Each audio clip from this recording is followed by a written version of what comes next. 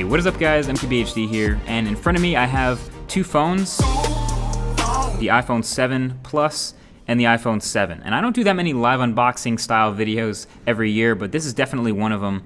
And you'll notice I have the matte black iPhone 7 Plus and the jet black, so the super glossy iPhone 7. So I'm going to take a look at both of these and we'll actually compare them and hopefully get a better idea of which one you might want to get if you're considering one of the two new colors. But yeah, this is the retail box experience and this is exactly what you're going to get if you buy an iPhone 7.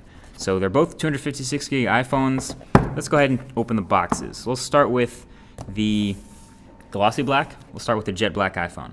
You notice it's a black box. If you buy a jet black iPhone, you'll get one of those rare black Apple boxes. And right off the bat, you don't get the phone at the top. You get the Designed by Apple in California paperwork. And then there is the iPhone in all its glossy glory and the plastic on the screen protector.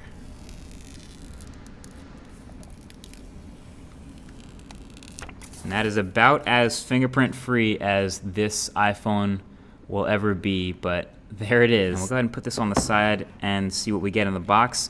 Number one, you get your earpods, not AirPods. These are your lightning attached earbuds. Well, first of all, here's your dongle, your adapter. This is your lightning to 3.5mm headphone jack adapter.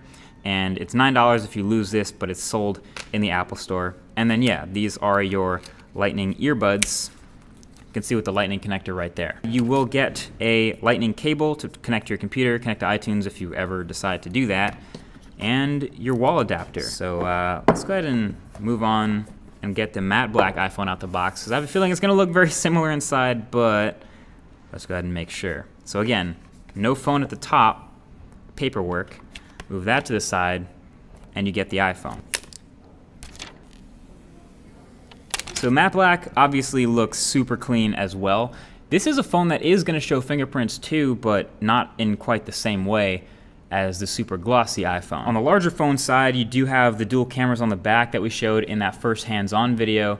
And then of course, if you compare it to another bigger phone like say the Galaxy S7 Edge, you'll notice it's still a lot bigger because it carries that much bigger bezel. I'm gonna actually boot this one up and see what we get as far as iOS 10's first boot. But yeah, it's still carrying a big old forehead, big old chin, the new capacitive home button, and I can confirm that when it's off, it doesn't move at all, which is kind of an interesting sensation. Let's go ahead and boot into iOS 10 and set it up for the first time.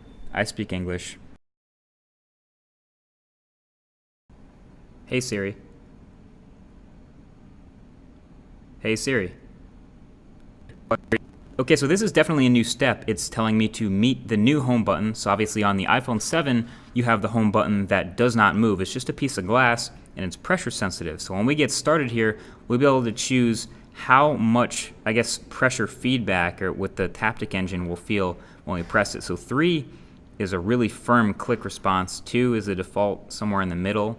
The whole phone seems to be vibrating still, but it doesn't quite replicate a normal press. And then 1 is really light. That's almost like I don't know if I'm pressing it or not.